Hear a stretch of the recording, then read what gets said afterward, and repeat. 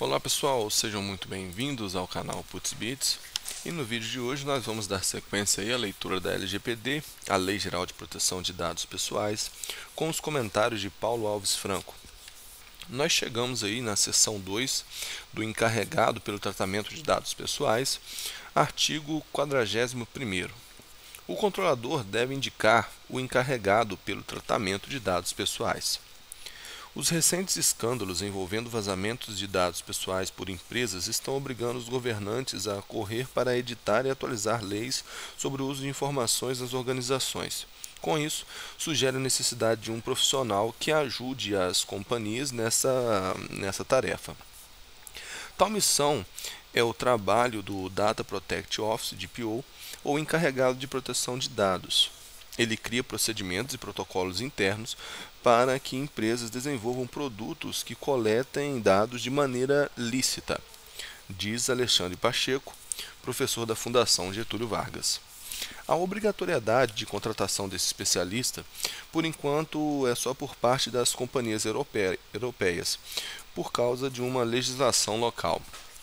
No Brasil, a Lei Geral de Proteção de Dados Pessoais só precisa da sanção do Presidente da República, que fará com que organizações tenham que seguir o mesmo caminho. Empresas nacionais que prestam serviços e utilizam informações sobre cidadãos europeus podem ser cobradas por ter esse profissional, já que as europeias podem ser responsabilizadas por vazamentos na contratada, diz Alexandre. De lembrar que o encarregado de proteção de dados não é necessariamente formado em direito. É uma área jurídica porque exige a interpretação de normas, mas tal mister precisa de conhecimento técnico. Nada impede que um especialista em tratamento de dados pessoais faça o curso de proteção de dados, afirma Alexandre. Parágrafo 1. A identidade e as informações de contato do encarregado deverão ser divulgadas publicamente de forma clara e objetiva, preferencialmente no site eletrônico do controlador. O site eletrônico em endereço eletrônico ou até mesmo em um site é um conjunto de páginas web, isso é, de hipertextos acessível geralmente pelo protocolo HTTP ou HTTPS na internet. O conjunto de todos os sites públicos existentes compõe a World Wide Web. A lei diz que as informações de contato do encarregado devem ser divulgadas publicamente, ou seja, livremente, de forma clara e de preferência no endereço eletrônico do controlador, que é o seu site.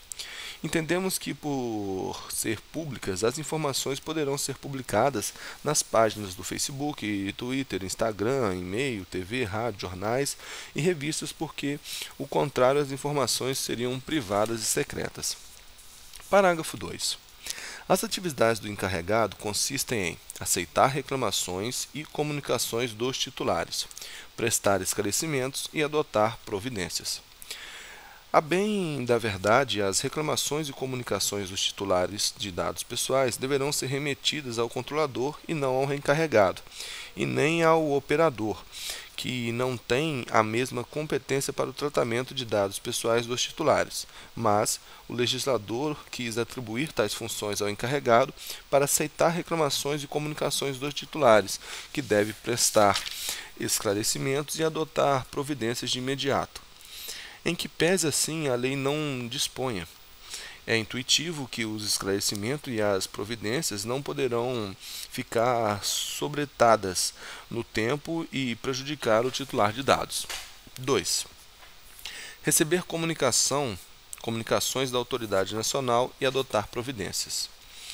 Cumpre o encarregado receber comunicações da autoridade nacional, que é o órgão responsável pelo controle, coordenação e fiscalização de tratamento de dados pessoais.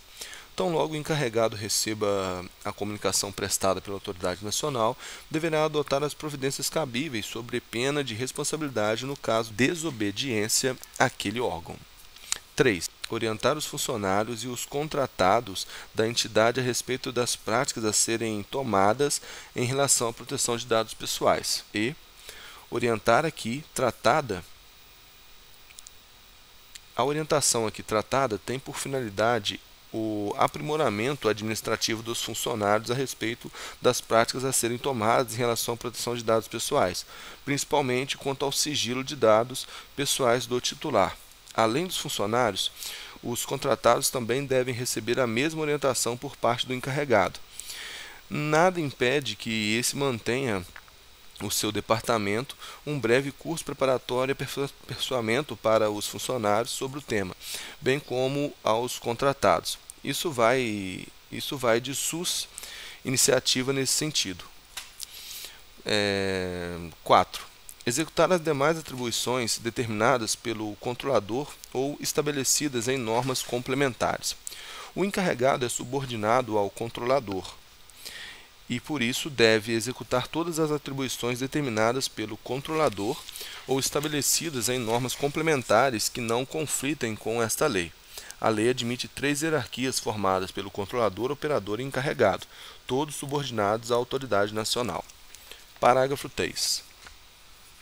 A autoridade nacional poderá estabelecer normas complementares sobre a definição de atribuições do encarregado, inclusive hipótese de dispensa da necessidade de sua indicação, conforme a natureza e o porte da entidade ou volume de operações de tratamento de dados.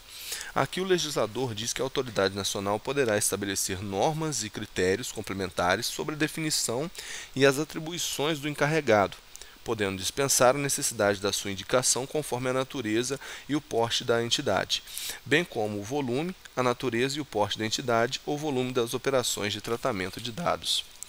Isso significa que não são todas as entidades de operação de tratamento de dados pessoais que exigem a figura do encarregado, porque há aquelas que não necessitam desse agente. Parágrafo 4.